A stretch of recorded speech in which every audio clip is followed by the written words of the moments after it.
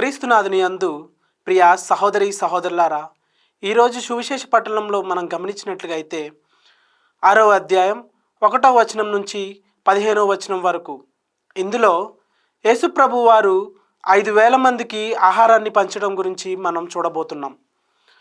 5 రొట్టెలు 2 చేపలతో ఆయన ఎంతో ఉన్నతమైన అద్భుతమైన కార్యాన్ని చేసి అందరి ఆకలి బాధను తీర్చాడు. 9వ వచనంలో మనం చూసినట్లయితే ఒక బాలుడు యేసుప్రభు వారి వద్దకు వచ్చి తన దగ్గర ఉన్న కొద్దిపాటి ఆహారాన్ని యేసుప్రభు వారికి ఇవ్వగా దానిని యేసుప్రభు వారు ఆశీర్వదించి అందరికీ ఆహారాన్ని పంచి ఆకలి బాధను తీర్చారు. అలాగే మన జీవితంలో కూడా చూసుకున్నట్లయితే ప్రియ సహోదరి సహోదరులారా,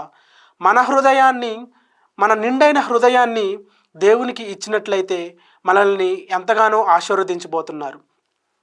యేసుప్రభు వారు అంటారు, ఆవగింజంత ఆత్మవిశ్వాసం కలిగి ఉండినట్లయితే మన జీవితాలు ఎంతగానో ఫలించబోతున్నాయి అని చెప్తున్నారు.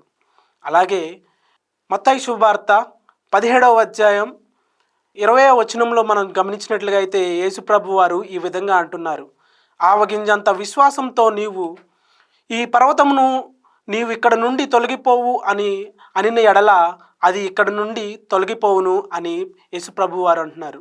కాబట్టి ప్రియ సహోదరి సహోదరులారా, మనం ఆవగింజంత విశ్వాసం కలిగి ఉన్న ఎడల ఆ ప్రభువు వారు మనల్ని ఎంతగానో ఆశీర్వదించబోతున్నారు.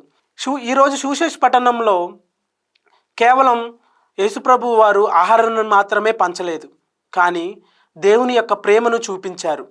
అలాగే మనం ఒక అడుగు విశ్వాసంతో దేవుని వైపు వేసినట్లుగా అయితే 10 అడుగులు మన వైపు వేసి మనలను ఎంతగానో ఆశీర్వదించబోతున్నారు. కాబట్టి ప్రియ సహోదరి సహోదరులారా, విశ్వాసంతో జీవించే కృపను దయచేయమని ఆ ప్రభుని వేడుకుందాం.